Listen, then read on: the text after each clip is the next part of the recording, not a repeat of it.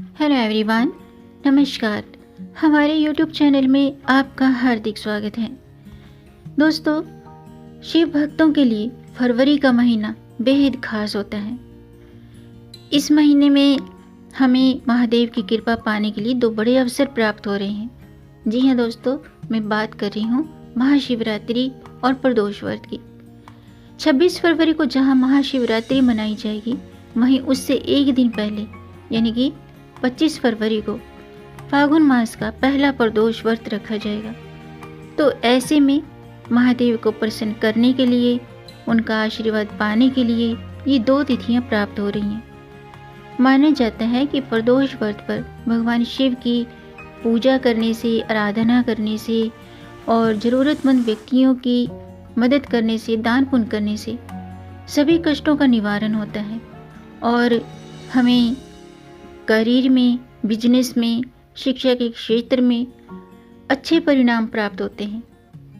जबकि महाशिवरात्रि शिव पार्वती के मिलन का दिन है, इसलिए इस तिथि की उपासना से हमें जीवन में प्रेम, मधुरता और रिश्तों में मजबूती प्राप्त होती है, यानी कि हमारे रिश्ते मजबूत होते हैं। इस दौरान भोलेनाथ और देवी पार्वती का आशीर्वाद पाने के लिए ज़रूरतमंद व्यक्तियों को कुछ चीज़ों का दान अवश्य करना चाहिए।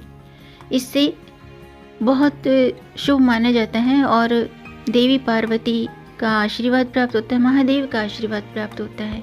फागुन मास की त्रयोदशी तिथि 25 फरवरी को दोपहर के 12:47 पर शुरू होगी और 26 फरवरी को प्रातःकाल 11:08 पर समाप्त होगी।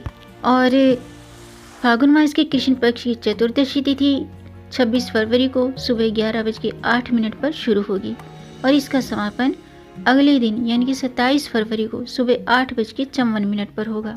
तो मैं बात कर रही थी दान की, यानी कि इस दिन किन चीज़ों का दान करना चाहिए। दोस्तों, धार्मिक मान्यताओं के अनुसार देवों के देव महादेव को दूध अति प्रिय है, इसलिए इस दिन दूध का दान अवश्य करना चाहिए। ऐसा करने से हमारी सभी मनोकामनाएं पूर्ण होती हैं। महाशिवरात्रि के शुभ अवसर पर काले तिल का दान अवश्य करना चाहिए।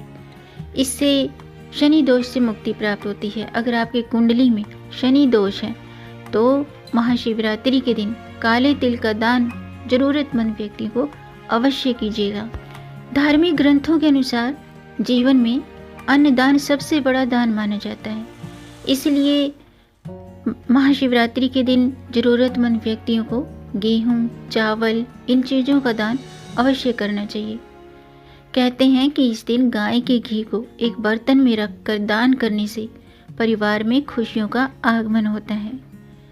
इसके अलावा देवों के देव महादेव को प्रसन्न करने के लिए, उनकी कृपा प्राप्त करने के लिए महाशिवरात्रि के दिन वस्त्रों का दान करना चाहिए। इससे क्या होता है कि जो लंबे समय से अटके हुए काम होते हैं वो पूरे होने लगते हैं।